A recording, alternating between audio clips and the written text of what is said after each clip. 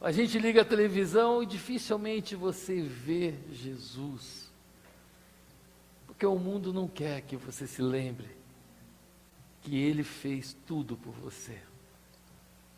Mas nós, como os cristãos, devemos vir à igreja, devemos nos alegrar como família, porque já recebemos o presente, que é Jesus, o Senhor. Amém? Nesse domingo também estamos comemorando o Dia da Bíblia. A Bíblia também foi um presente que Jesus deixou para nós. A Bíblia é o manual que nos ensina a viver nessa terra de maneira que agrade ao Senhor, de maneira que sejamos felizes com os ensinamentos, seguindo os mandamentos do Senhor. Por isso, também esse é um domingo muito especial. É o dia da Bíblia, um presente que recebemos do nosso Senhor Jesus. E quando comemoramos o dia da Bíblia, lembramos de quanto foi difícil, de quanto foi penoso o trabalho dos servos de Deus para que a Bíblia chegasse até nós. A Bíblia foi queimada, foi amaldiçoada, infelizmente até pela própria igreja cristã na Idade Média. Pilhas e pilhas viraram fogueira, foram queimados na fogueira. Mas a Bíblia, ela permanece para sempre, porque ela não é só um livro, é a palavra de Deus. Ela não contém a palavra de Deus, ela é a palavra de Deus. E ela é fiel na sua mensagem. Na sua mensagem, ela é infalível. Por isso, nós hoje também comemoramos a Igreja do Senhor, o dia da Bíblia. Vamos ficar de pé.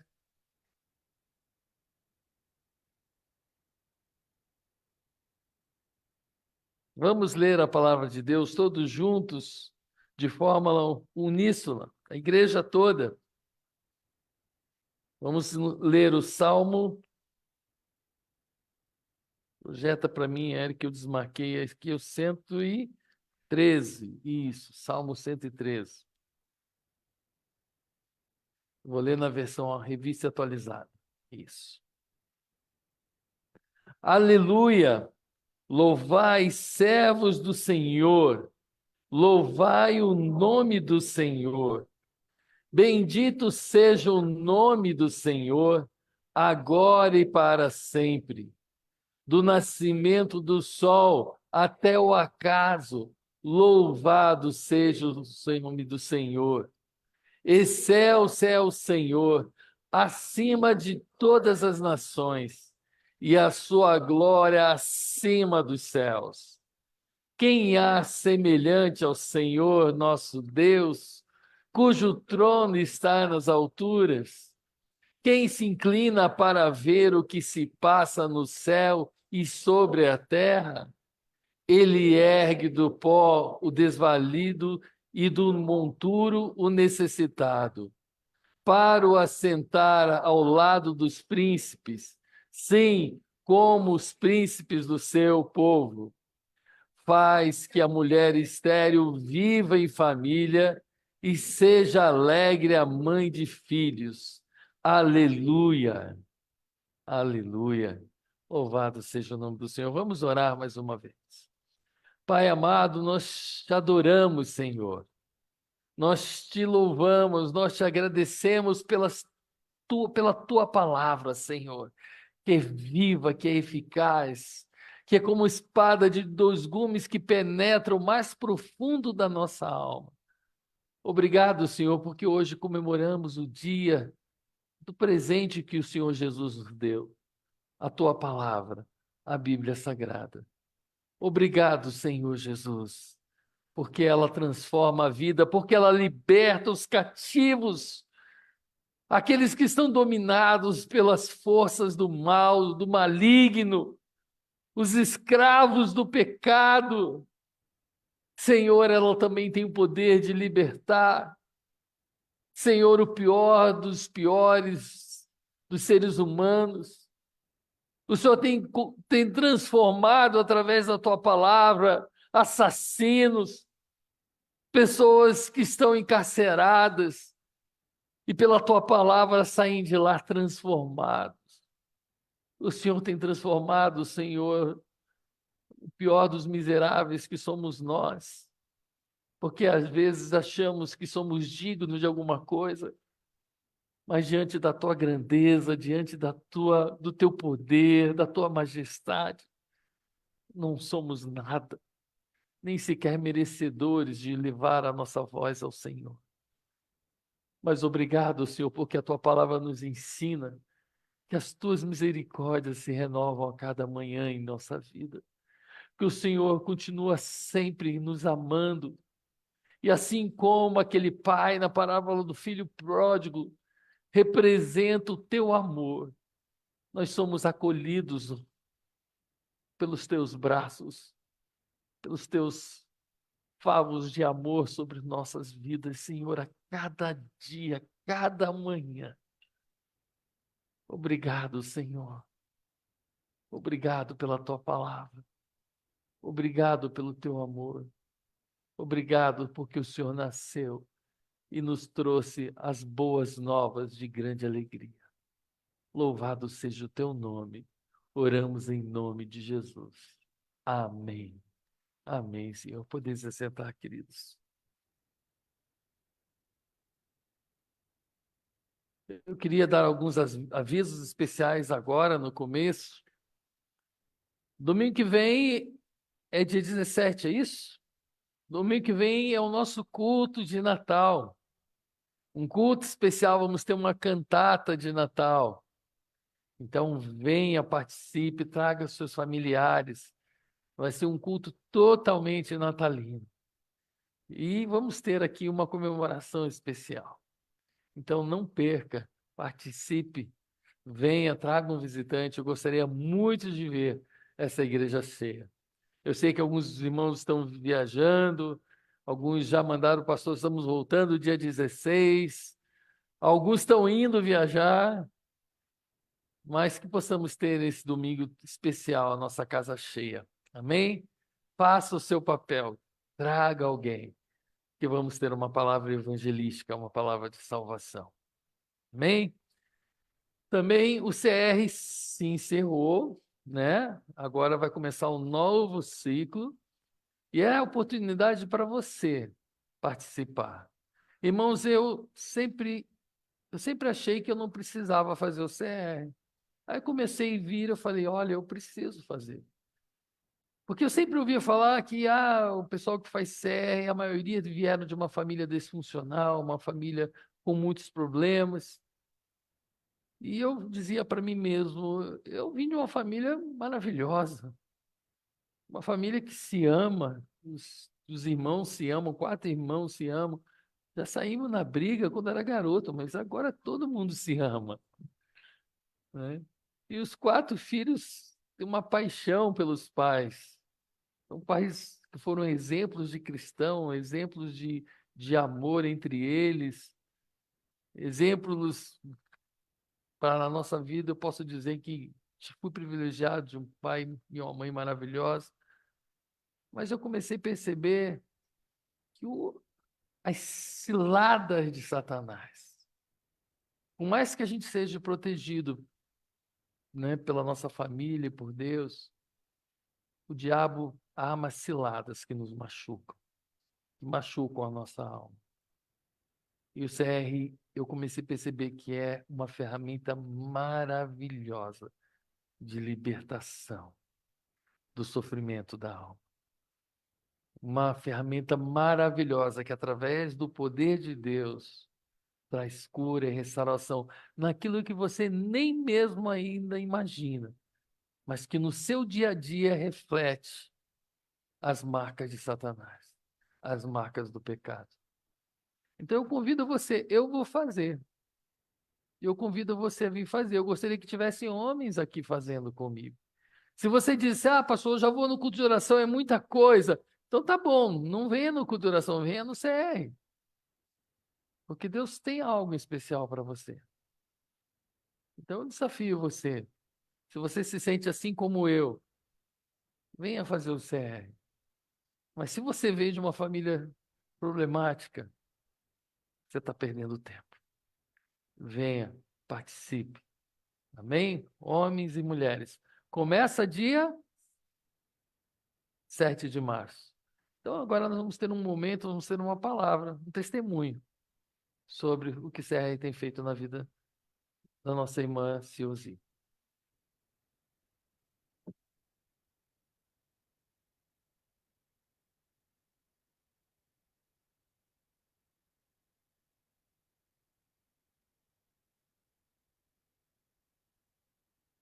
Eu fiz um breve testemunho, mais organizado, para que Deus possa usar na vida dos irmãos. Meu nome é Silziane, eu sou uma filha muito amada de Deus e uma discípula de Jesus Cristo. Eu tenho lutado com dependência emocional, com insegurança, com desânimo, muitas vezes com orgulho, como também ser novamente vítima de abuso de qualquer ordem. Eu nasci numa família muito pobre e disfuncional. Minha mãe era muito honesta, organizada e trabalhadora. Porém, ela era muito perfeccionista, severa e exigente, ao extremo. A minha educação e correção teve muita violência, quer seja na área verbal, como também na física, o que deixou marcas profundas de sofrimento em minha alma. Sofri abuso na minha infância, depois na adolescência e na vida adulta também. Com essa carga toda, me tornei uma pessoa insegura e controladora, cheia de mecanismos de defesa. O perfeccionismo, a irritação, a impaciência eram marcas que eu trazia no pensamento e comportamento. Deus era para mim alguém distante e atento a tudo que eu fazia de errado, e pronto para me punir ao menor deslize. Mesmo tendo um relacionamento mais próximo com Jesus e com uma igreja, as feridas da alma permaneciam lá. Aos 38 anos, eu soube que nasci como resultado de um estupro que minha mãe havia sofrido. Me senti um lixo, uma indesejada, uma pessoa que não tinha direito de querer coisas boas. Pedi a Deus para morrer. Nessa época, um versículo de Deus trouxe muito forte ao meu coração. O versículo, que veio muito forte ao meu coração foi João 8,32, que diz assim: conhecereis a verdade e a verdade te libertará. Foi quando então comecei a buscar melhor a Deus, ler e considerar nas Escrituras quem Ele era de fato. Encarei de frente minha história e comecei meu processo de restauração na base, na minha origem.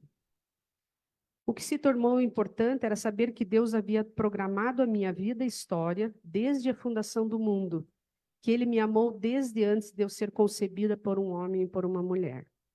Eu havia sido concebida por um Deus que é Pai, é eterno e me criou para desfrutar do seu amor. Antes do CR, eu já estava no processo de cura. Porém, alguns pensamentos e sentimentos eram ainda inadequados, o que geravam comportamentos negativos. Caminhando pelos passos do CR, eu aprendi o que eram falhas de caráter ou atitudes pecaminosas. Todos nós temos falhas de caráter por causa do pecado e precisamos da ajuda do Espírito Santo e de outros para sermos restaurados. O CR tem 12 passos e percorremos aprendendo a não negar e encarar de frente nossos traumas. O passo 7 foi o que mais me marcou. Fala sobre a humildade, sobre reconhecer a minha incapacidade natural de mudar. Só com humildade é que nós vamos reconhecer que há áreas ainda na nossa vida e que nós estamos fora do controle de Deus e que nelas nós precisamos dele. Nesse passo eu reconheci que sozinha é impossível mudar minhas falhas. Só com a ajuda do Espírito Santo é que eu vou retomar a rota de me parecer com Jesus, como aprendi e aprendo todos os dias. Me tornar a pessoa que ele planejou que eu fosse, santificada em primeiro lugar, diante dele. Que ele olhe para mim e diga: esta é a minha filha, eu tenho prazer nela. Como diz Mateus 3,17, quando Deus fala para Jesus: esse é meu filho amado, eu tenho prazer. nele. Agradeço a Deus pelo seu amor incondicional, por me aceitar na sua família e principalmente por me mostrar que sou muito amada por ele. Ao longo da minha jornada de restauração, pessoas do grupo me incentivaram a olhar para Jesus, como também me ensinaram a olhar para as lutas, para as dores, as conquistas, e usar todas essas ferramentas para testemunhar a outros que Deus cura, Deus restaura, Deus liberta, e principalmente Deus ressuscita sonhos. Os companheiros do CR me ensinaram, me ouviram, oraram por mim, e me mostraram que todos temos algo para restaurar a nossa vida. E que o CR não é somente uma escola de restauração pontual de alguns meses, mas um estilo de vida para quem quer olhar para dentro de si e ver Jesus crescendo e o eu diminuindo. Para quem quer usar talentos e dons para a glória de Deus, para quem quer se esvaziar de si mesmo e ser cheio do Espírito Santo de Deus. O pastor falou uma coisa muito pontual, eu vou aproveitar só fazer um comentário breve. Quando ele disse, né, sempre eu admirei muito a postura dele quando ele fala sobre a sua família, seus pais, seus relacionamentos. E hoje eu vi algo diferente, porque embora ele tenha tido tudo isso dos seus pais, ele nasceu no pecado. Né? A Bíblia diz que todos nós nascemos por causa do pecado. E muitas vezes não são os pais da gente que fazem, mas o pecado que está ali, que geram nossos traumas. Muitas pessoas hoje têm posturas, pensam e agem por aquilo que elas sofreram lá atrás. Muitas vezes os pais foram bons, mas em algum momento eles sofreram um trauma, às vezes nem os pais sabem. Né? E o CR dá para nós essa possibilidade de visitar as nossas dores, os nossos traumas, e num grupo onde há muito sigilo. Isso é uma coisa fundamental no CR. O que a gente fala aqui, o que a gente vê aqui, fica aqui.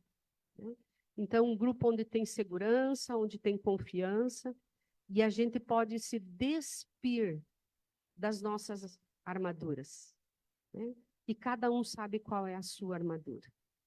Né? Cada um sabe naquilo que luta, naquilo que tem dificuldade, e que muitas vezes não está conseguindo sozinho. Eu fiquei muitos anos dentro da igreja, com a minha alma ferida. E eu vejo hoje muitos irmãos com alma ferida. O CR está dando para nós a possibilidade de começar a reverter essa história que a gente tem. E poder falar, né, receber a vida abundante que Jesus dá para nós. Ele diz, eu vim para que tenham vida e a tenham em abundância. Muitas vezes nós não estamos tendo essa vida em abundância, que é paz, que é tranquilidade, que é sentimento de pertencimento com Deus. E o CR é um projeto que trabalha com isso. Então, eu desafio os meus irmãos, né? Vale a pena. Se você quer conhecer mais a Deus, se você quer estar melhor preparado para servir a Deus, venha para o CR. Amém?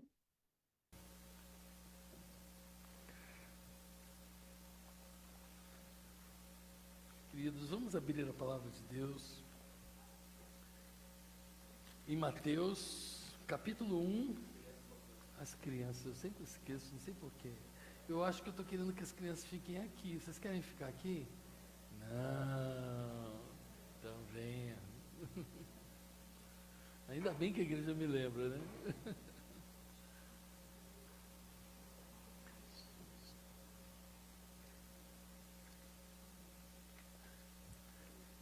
Renato, vem então.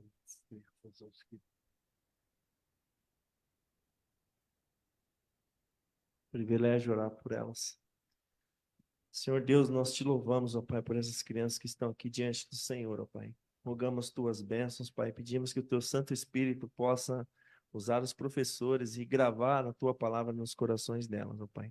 Não há outro caminho senão o Senhor Jesus Cristo, não há outra vida senão o Senhor Jesus Cristo. Que elas possam entender isso desde a tenra idade e possam ser homens e mulheres fiéis ao Senhor. A tua honra, para a tua glória, consagramos essas vidas dessas crianças em nome do Senhor Jesus Cristo. Amém, Pai.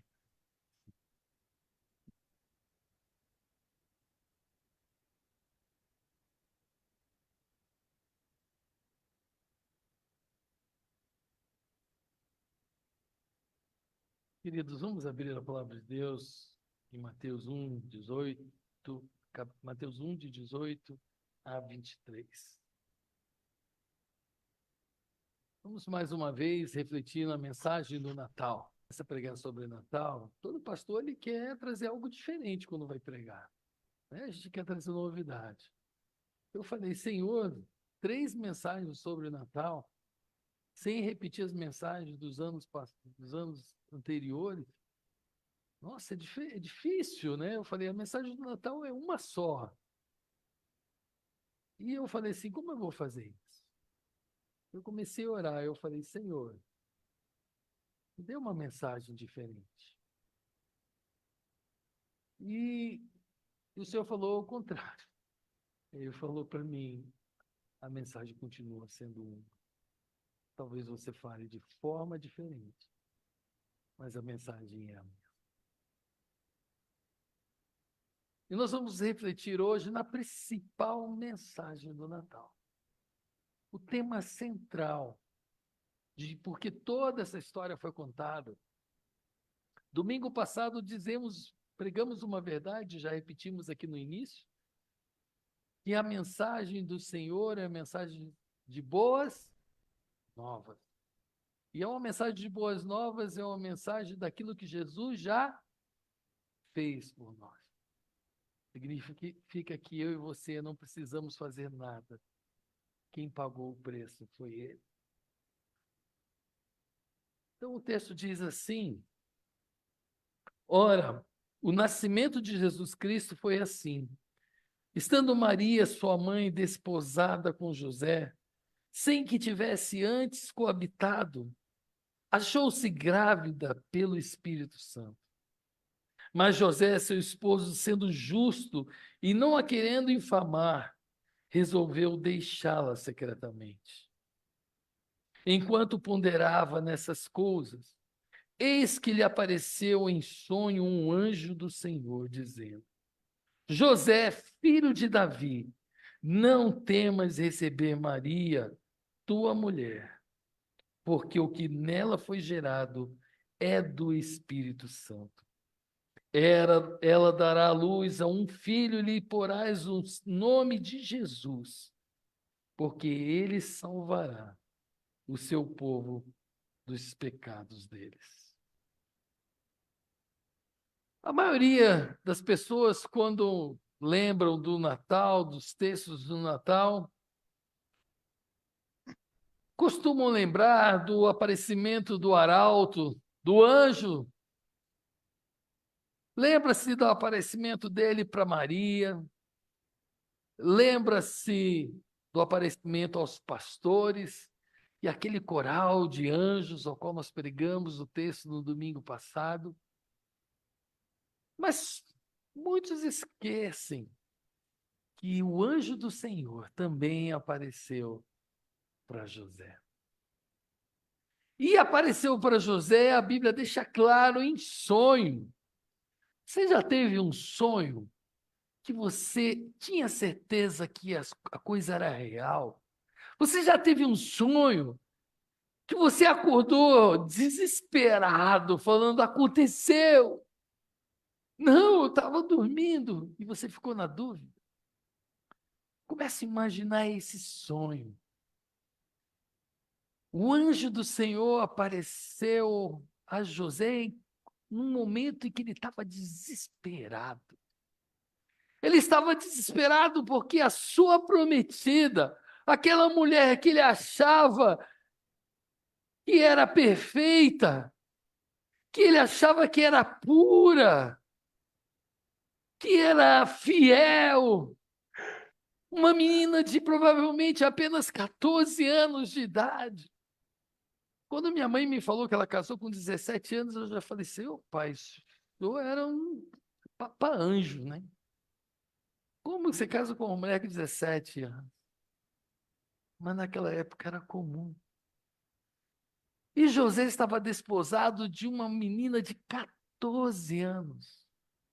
Naquela época era mais cedo ainda, quando a mulher praticamente menstruava, ela era dada em casamento. Então imagina, José olhava para aquela menina e provavelmente, com toda certeza, olhava com os olhos de pureza, os olhos de amor, de bondade. Uma menina. E de repente aquela menina aparece grávida. Você imagina o desespero daquele homem. Como assim? Eu nunca duvidei, eu nunca vi nada que pudesse suspeitar. Aquele meu anjinho, como é que pode, Senhor? Agora serei chamado de corno. Agora serei desonrado diante de todos. E o texto diz que ele tentou deixá-la secretamente, porque José tinha um coração de homem bom, de homem misericordioso.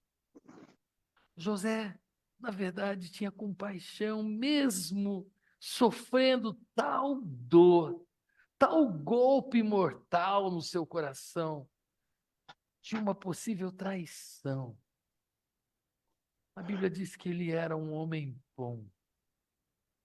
Ele planejou deixá-la secretamente. Mas naquela dor, naquele desespero, um anjo aparece em sonho. E aí, no sonho, você que já teve sonhos, e por isso eu perguntei se você já teve algum sonho que parecia real, eu já tive alguns sonhos que pareciam real.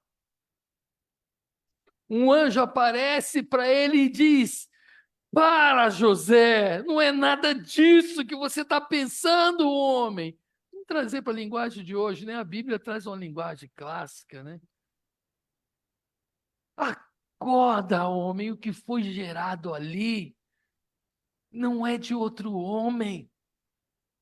A sua Maria continua sendo pura e maravilhosa.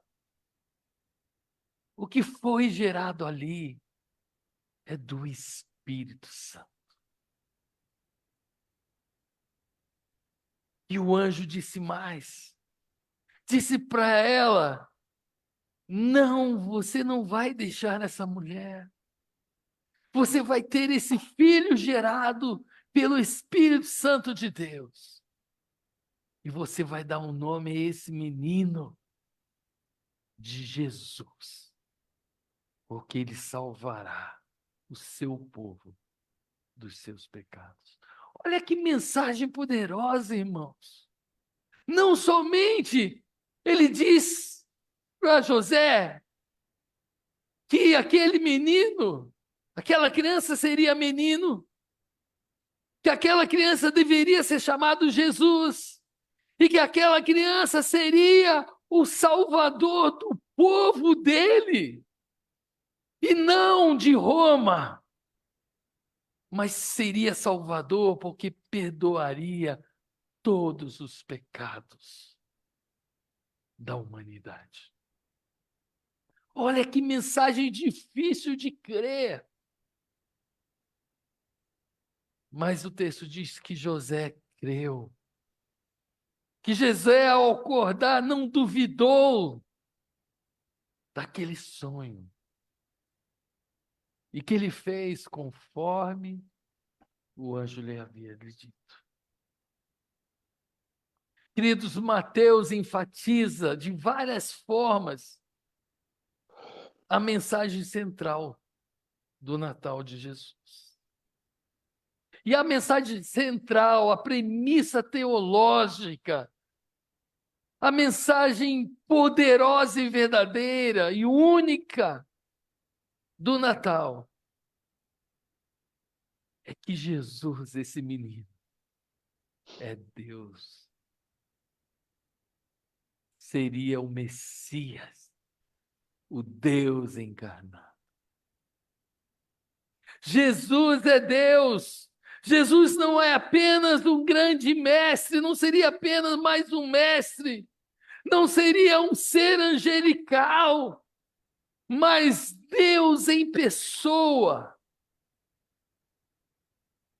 Os gnósticos daquele tempo e do nosso tempo dizem que Jesus é um espírito elevado. Os espíritas, hoje kardecistas, eles dizem que creem em Jesus, mas os espíritas não creem que Jesus é o Filho de Deus, o Salvador, que tira o pecado do mundo, o Cordeiro de Deus. Porque eles pregam que a salvação é por muito se reencarnar. Reencarnar e melhorar, reencarnar e melhorar, até que você alcance a salvação. Por isso eles falam com a sua boca que creem em Jesus, mas na verdade eles não creem em Jesus. Na verdade, eles não creem nessa mensagem central verdadeira, que Jesus tiraria o pecado do mundo, que seria essa mensagem de boas novas, onde eu não preciso fazer nada, apenas aceitar o presente de Deus. Porque o preço foi pago e Ele salvaria o seu povo dos seus pecados. Os testemunhas de Jeová acreditam que Jesus é o Filho unigênito de Deus e que sua vida começou no céu e é descrito como a primeira criação de Deus e que representa a exata imagem de Deus, mas acredita que seja uma entidade separada e não parte da Trindade e não é Deus. Olha que mensagem sutil. Eles creem que Jesus é o Filho unigênito, parecido conosco. Eles creem que ele nasceu no céu, mas eles não creem que Jesus é Deus. Em João, capítulo 1, versículo 1, a Bíblia afirma: "E o Verbo se fez carne e habitou entre nós." João diz que o Verbo, Jesus, se fez carne e habitou entre nós. E vimos a sua glória. Vamos abrir lá em João 1. Vamos ler todo o versículo. Diz assim: "No princípio era o Verbo, e o Verbo estava com Deus, e o Verbo era Deus. Ele estava no princípio com Deus, e todas as coisas foram feitas por intermédio dele, e sem ele, nada do que foi feito se fez. A vida estava nele, e a vida era a luz dos homens. A luz resplandece nas trevas, e as trevas não prevaleceram contra ela." O texto é claro, e o Verbo era Deus. Ele está se referindo a Jesus. E a palavra verbo é logos, é a ação, aquele que criou todas as coisas. O Verbo era Deus. O Verbo é Deus. Então, essa mensagem dos testemunhos de Jeová também não é uma mensagem que vem do Senhor. Não é uma mensagem de verdade, mas parece verdade. João 10:30 diz: "Eu e o Pai somos um." No versículo 20, o anjo diz a José que a vida humana era em desenvolvimento dentro de Maria. Provém não ser humano qualquer, mas do Pai Celestial. Assim, José fica sabendo que será pai de Jesus, apenas no sentido secundário. Maria estava grávida do Espírito Santo e Deus é o verdadeiro Pai. Contudo, essa declaração mais direta da identidade de Jesus aparece no versículo 23, em que Mateus cita Isaías 7,14. Isaías 7,14.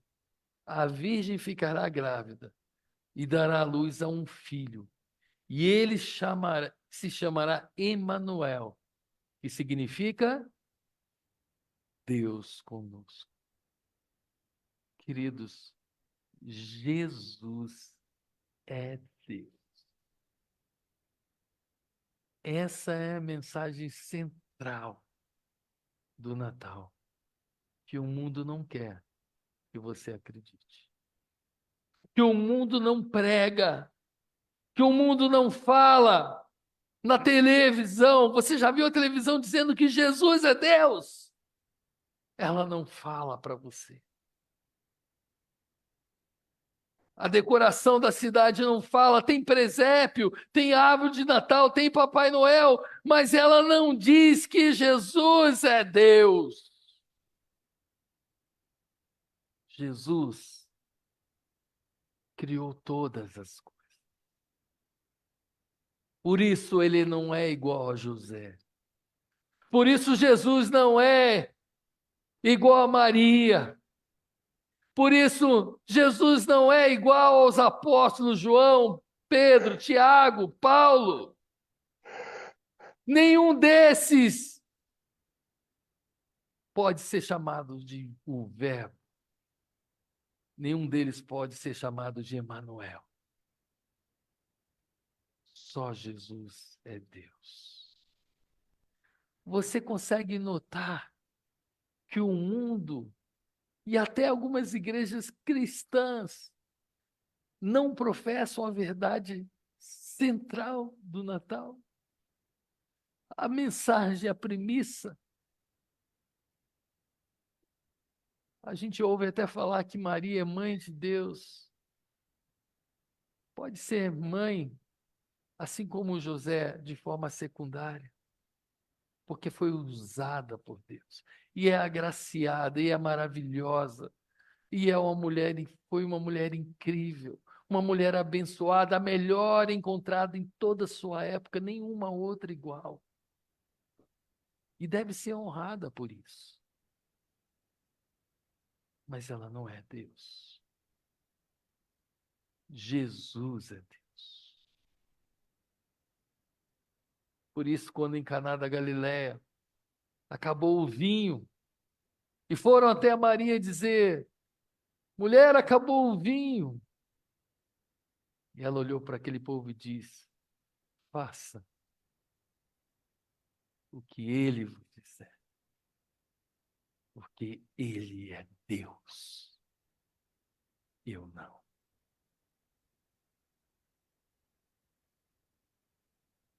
Queridos, naquela cultura, os judeus tinham muita dificuldade em aceitar essa mensagem. E até hoje eles continuam tendo que Jesus é Deus. Porque os judeus foram o primeiro povo monoteísta da terra. E ele foi ensinado que só há um Deus, Jeová, Yahvé, em hebraico. Por isso a cultura deles era muito difícil aceitar que Jesus pudesse ser Deus. Já os gentios tinham uma cultura totalmente diferente. Os gentios criam em vários deuses. E para eles, Zeus poderia ser encarnar. Para ele, qualquer deus da mitologia poderia se encarnar em forma de homem e fazer algo que lhe agrade. Por isso, para os judeus, talvez fosse mais fácil entender que Jesus fosse Deus. Mas a mensagem desse texto diz que Jesus é Deus mas continua dizendo que só há um único Deus. Deus Pai, Deus Filho e Deus Espírito Santo. Quando os judeus começaram a ler as profecias, esse texto de Isaías 7,14, que diz: uma virgem ficará grávida e dará à luz a um filho, e ele se chamará Emanuel, que significa Deus conosco. Os judeus tinham dificuldade de entender que isso seria de forma literal, pois a cultura deles, eles foram ensinados que só haveria um Deus. Então, na cabeça deles, eles achavam que seria de forma figurada, que o Messias seria apenas um representante de Deus para libertar o seu povo do Império Romano. O que eles não sabiam é que essa mensagem seria muito mais poderosa do que um mensageiro de Deus. Que essa mensagem seria muito mais transformadora, porque seria o próprio Deus de forma, o texto literal. Deus conosco. E que se Deus realmente está conosco, Ele tem poder não somente de libertar da escravidão o seu povo, mas tem poder de libertar do inferno e de nos dar vida eterna. Essa mensagem transformadora tocou no coração de João, um judeu. E a vida de Jesus convenceu não somente o judeu João, mas convenceu Mateus, o judeu, convenceu Marcos, convenceu Tiago, convenceu Pedro, o judeu, o zelote, aquele que gostava de lutar pela liberdade. E convenceu a muitos, pois a Bíblia revela que em Atos, só naquela noite, mais de 2.000 almas. É isso, né? Você que é bom em números. 3.000 almas. Renato é melhor que eu. Não. Quando ele fala do texto, ele tem uma memória fotográfica. Mais de 3.000 almas se converteram. E essa mensagem se espalhou pela humanidade. E continua transformando vidas. Queridos, a segunda mensagem desse texto, nós vimos a principal. Mas a segunda mensagem desse texto, deixa eu me achar aqui que o meu filho imprimiu para mim. Deixa eu ver se ficou na ordem direitinho.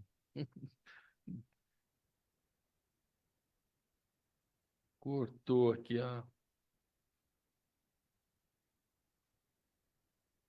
Mas a culpa não foi dele, não, foi da minha diagramação aqui. A segunda mensagem desse texto é que Jesus Cristo, a vida de Jesus, depois de a gente aprender que Jesus é Deus, esse texto nos ensina que quando Jesus entra na vida de alguém, essa pessoa precisa ter coragem. Desafiou ele a ter uma vida de muita coragem, não somente para enfrentar a zombaria, o escárnio, a humilhação, a desonra, porque a cultura daquela época, um homem seria totalmente desonrado, se tornaria um homem de segunda classe, um homem totalmente sem dignidade. E aí, na época, não tinha o CR para José. Né, meu Deus? Não tinha o CR para José. Quando Jesus entrou na vida de José, ele não somente foi desonrado, mas a sua vida começou a correr perigo de vida. Quando Jesus entrou na vida de José, além de ser humilhado, você conhece a história, Herodes tentou o quê? Matar a criança. E você sabia que naquela época, quando o exército invadia, quando o inimigo entrava, ele não tinha piedade. Ele matava todos, crianças, homens, mulheres, mães, filhos. Era uma época sem dó. E a Bíblia diz que José e Maria tiveram que fugir de Belém para o Egito, porque as suas vidas corriam perigo. Queridos, quando Jesus entra na nossa vida, nós também precisamos ter coragem. A Bíblia fala que nós seremos perseguidos por causa de Jesus. A Bíblia fala que nós seríamos zombados, que nós sofreríamos escárnio, que nós seríamos humilhados por apenas levar o nome do nosso Senhor Jesus. Quando Jesus entra na nossa vida, nós precisamos ter uma vida de coragem. Queridos, hoje a igreja no Brasil é livre, mas mesmo assim somos levados por ignorantes. Muitas vezes nos consideram pessoas indoutas,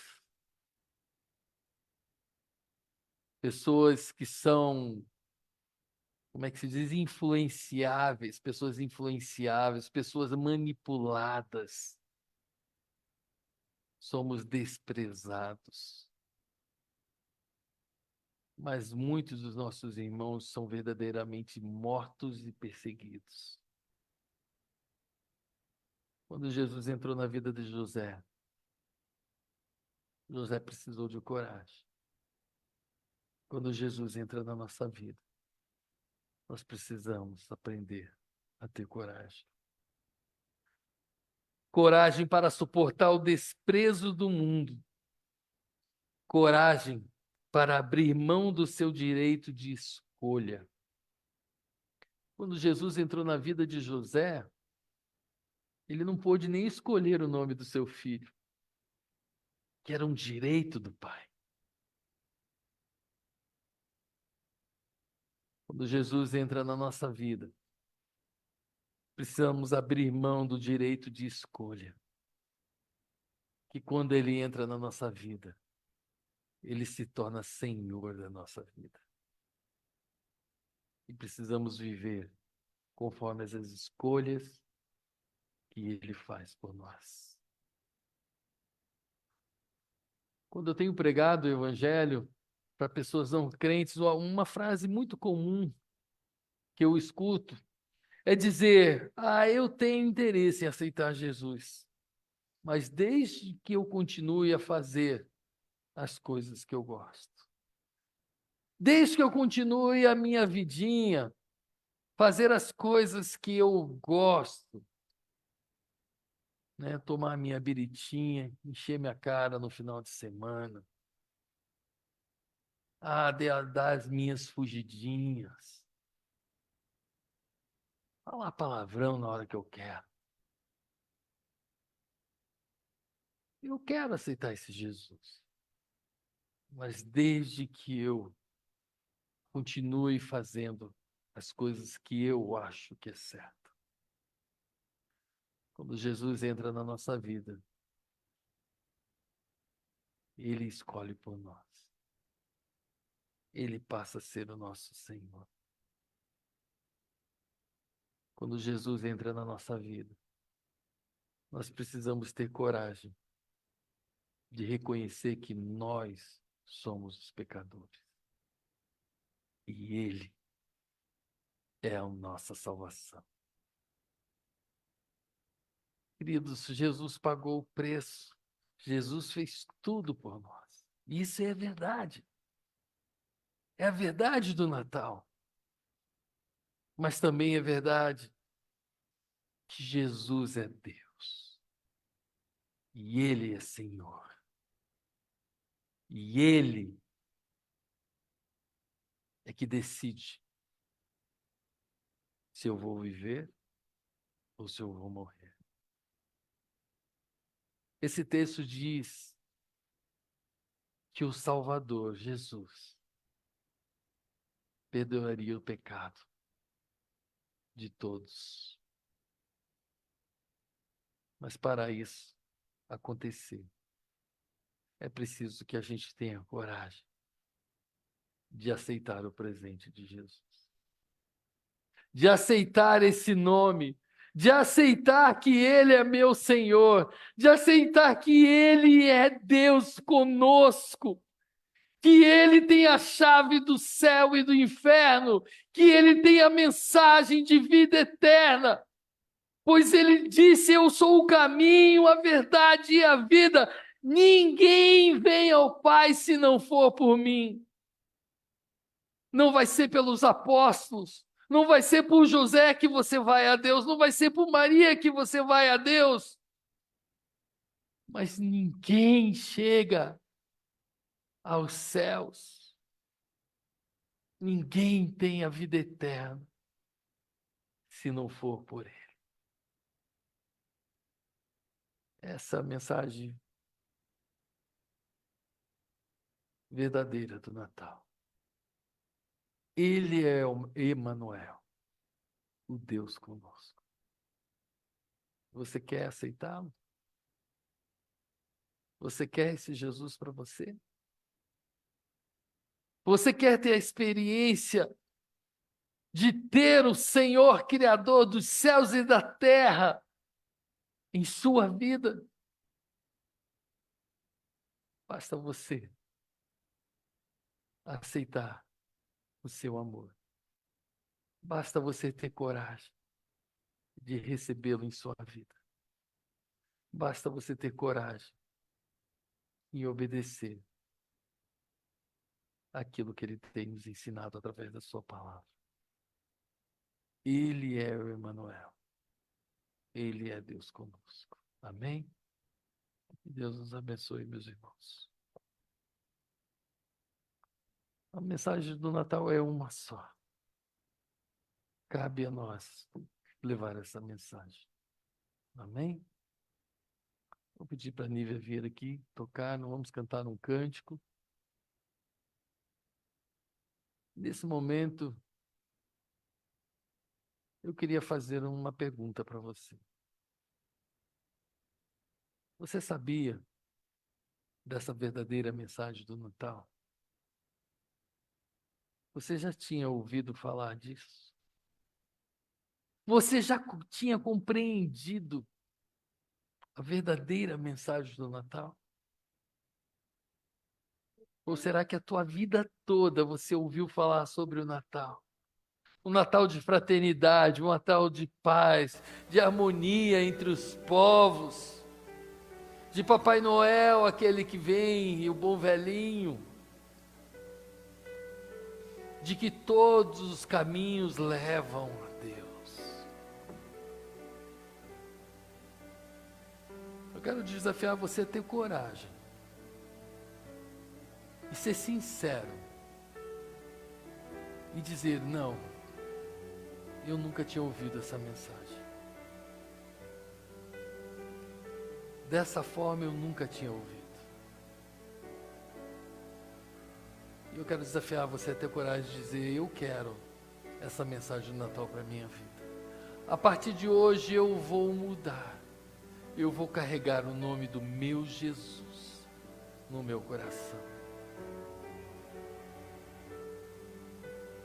Se você quer, se você hoje entende pela primeira vez, quando todos baixem a sua cabeça, esteja em oração. Dê um passo de fé de coragem, levante a mão. Eu digo, eu quero essa mensagem. Hoje eu entendi de verdade. Se você sente a sua mão agora querendo levantar, é porque o Espírito Santo de Deus quer que você levante. Mas se você sente ela pesada, é porque Satanás não quer que você levante. E em nome de Jesus eu repreendo Satanás. Levanta sua mão, tenha coragem, porque ele disse, aquele que me confessar diante dos homens, eu confessarei diante do meu Pai que está no céu, mas aquele que me negar diante dos homens, eu também o negarei diante do meu Pai que está nos céus. Você quer o teu nome no livro da vida? Confesse com a sua boca que Jesus Cristo é o Senhor, que Jesus é o Emanuel, que Jesus é o Deus conosco. Tenha coragem, levanta a sua mão, pelo menos uma vez, diga, eu creio,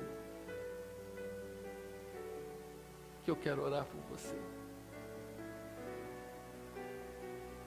Tenha coragem, dê um passo de fé, não tenha vergonha, estão todos orando. Se você nunca tomou essa decisão, hoje é o dia. Levanta a sua mão.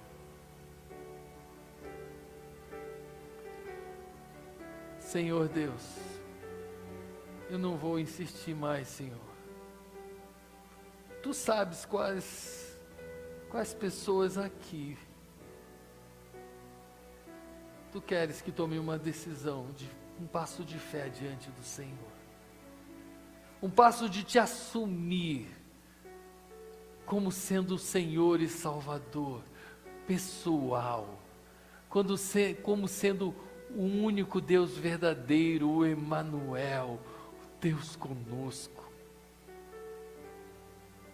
Pois até hoje eu criei num Jesus, o Filho de Deus, sim,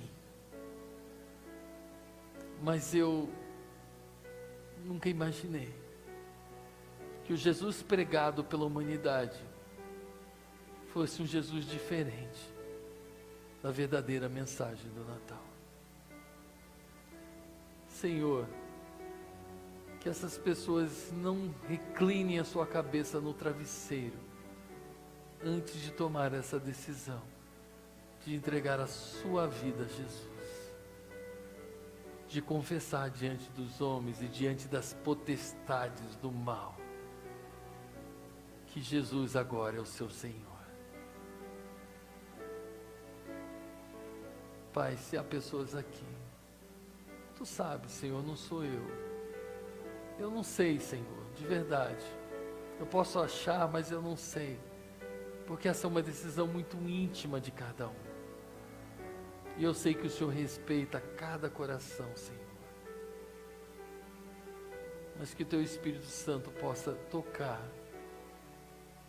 para que haja salvação, Senhor. Para que nomes sejam escritos no livro da vida. Porque o Teu Evangelho, Senhor, é um Evangelho de arrependimento. É um Evangelho de humildade, de quebrantamento. Onde eu sei que eu dependo do Senhor. E o Senhor é o meu Deus, o meu único Deus. Eu oro, Senhor, em nome de Jesus. Amém.